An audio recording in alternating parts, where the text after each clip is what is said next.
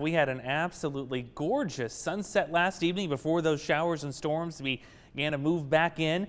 Trina sending us this video of the Centennial Bridge in Rock Island. Look at the color and the bridge in the background there. Absolutely scenic. Very pretty, Trina. Thank you very much for sharing your sunset picture with us. And you can do the same this evening if you like.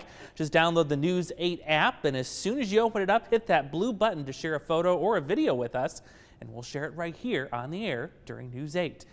Rainfall this morning, welcome sight for many of us. It was a narrow corridor, though, especially here in Jackson and Clinton counties, where the heaviest rain fell, a little bit then working to the south and east, but by and large, really missing the immediate Quad Cities. Here's a look at some of those totals, including more than 1.5 inches in DeWitt. No wonder, looking at the map, that lines up nicely. Comanche and Eldridge, only a little bit more than 1/10 of an inch. Not too bad in Fort Madison, though we could certainly use a little bit more, but generally speaking, a lot of us didn't pick up much at all. Even at my place in Geneseo, just a little bit more than 2/10 of an inch of rain. All of that activity now sinking to the south as that area of low pressure is on its way out. The clouds will also be departing this evening as well, giving us clear skies and could even develop a little bit of patchy fog later tonight. It is going to be warmer too. Temperatures will only get down to about 70 or so late tonight. Tomorrow will be an even warmer day, or hotter I should say, now that we're in the 90s.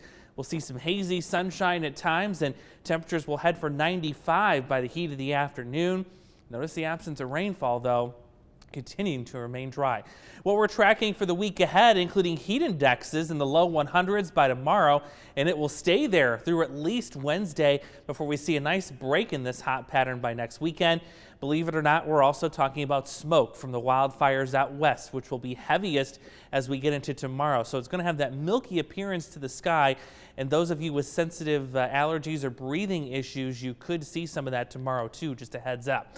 We're also still watching Marco and Laura, both of which are still in the Gulf of Mexico. Actually, Laura will be heading there very shortly, but the hope is once these systems get on land, some of this moisture will be thrown up our way late this week, interacting with a cold front that will bring our next best chance of rain as we kind of utilize some of that leftover moisture and energy.